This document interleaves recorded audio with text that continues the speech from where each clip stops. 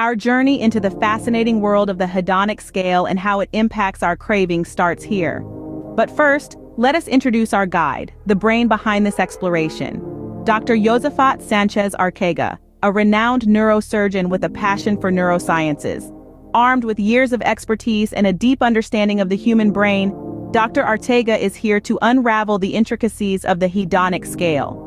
You can follow him on Facebook at Neurociencias y Neurocirugía Dr. Ricardo Yozafat Sánchez Arcega for more insights. Now let's dive into the world of cravings, pleasure, and our brain's unique rating system. Ever pondered why we crave certain things?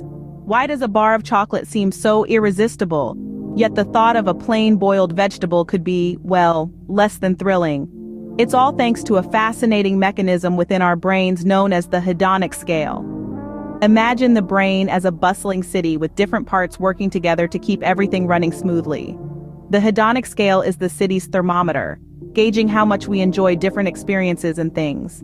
It's like a pleasure rating system. Consider chocolate. The sweet, rich, indulgent treat is a solid 10 on the hedonic scale. As we bite into a delicious piece, our brains release a chemical called dopamine in a region known as the nucleus accumbens, essentially the city center of pleasure and reward. The result? We feel fantastic. On the other end of the scale, we have the less thrilling boiled vegetable. This uninspiring side dish might only score a 1 on the hedonic scale, releasing far less dopamine and therefore offering us much less pleasure.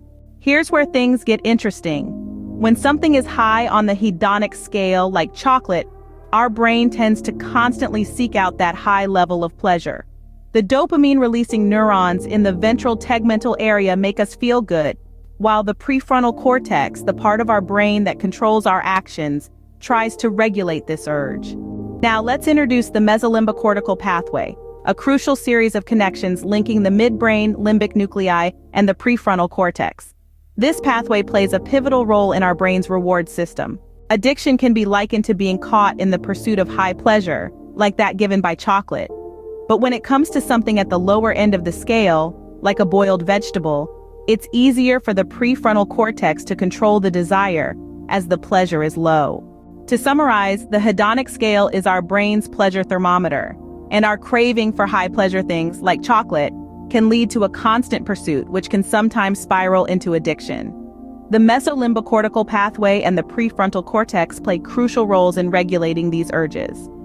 Understanding these intricate processes can provide valuable insights into our behavior and how we make choices. There you have it, the hedonic scale and its role in addiction and impulse regulation in our brain's reward system. A fascinating journey into the workings of our mind, don't you think?